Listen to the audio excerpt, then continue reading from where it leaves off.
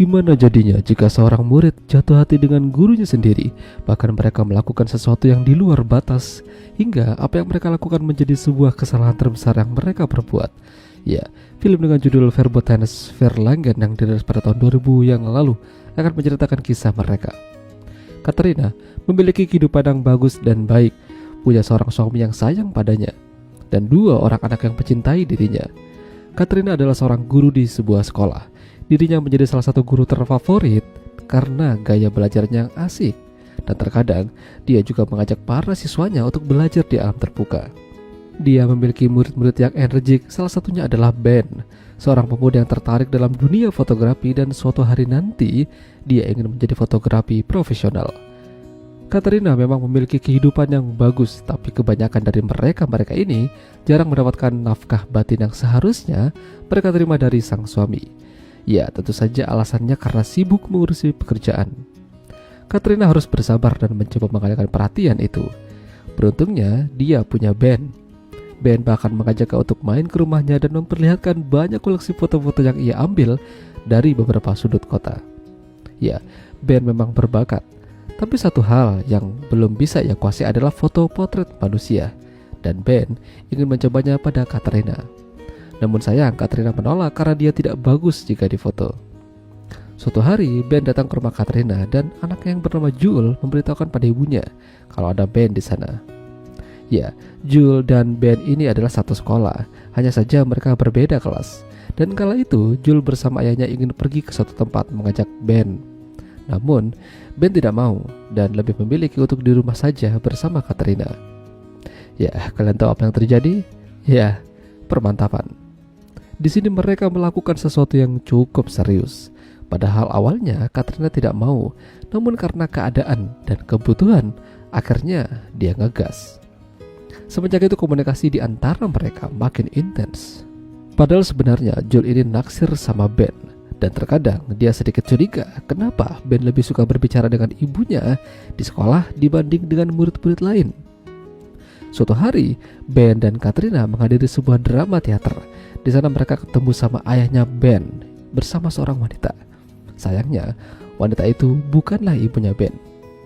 Ya, jadi ternyata Ben ini adalah korban broken home. Ayahnya meninggalkan Ben dan ibunya hanya demi wanita lain. Makanya dia sangat kesal ketika bertemu malam itu. Ya, malam itu menjadi malam yang panjang bagi mereka, hingga mereka menuju ke suatu glass house dan di sana mereka kembali adu mekanik. Sebenarnya kejadian ini tuh sangat membuat Katrina menyesal karena ini tuh salah dan dia sudah mulai nggak mau di situ sama suaminya sendiri. Puncaknya, suatu hari Katrina dan murid-muridnya pergi liburan bersama ke sebuah danau.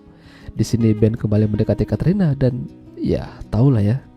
Sayangnya aksi mereka ini kali ini dilihat oleh murid lain. Bahkan cewek yang suka sama Ben pun melihat mereka. Dan pertemuan Ben dan Katrina kali itu menimbulkan masalah. Ya, Katrina ingin hubungan mereka disudahi. Ini tidak benar. Katrina udah punya keluarga. Cewek yang suka sama Ben mencoba menghiburnya, namun Ben masih tidak bisa melupakan Katrina. Lantas, kenapa Katrina melepaskan hubungan mereka? Ya, itu semua karena Katrina telah mengandung. Katrina menyembunyikan rahasia ini dari Ben. Dia malah memberikan kabar ini pada keluarganya. Dan tentu saja mereka senang karena akan mendapatkan anggota keluarga lagi. Tapi semua itu berantakan.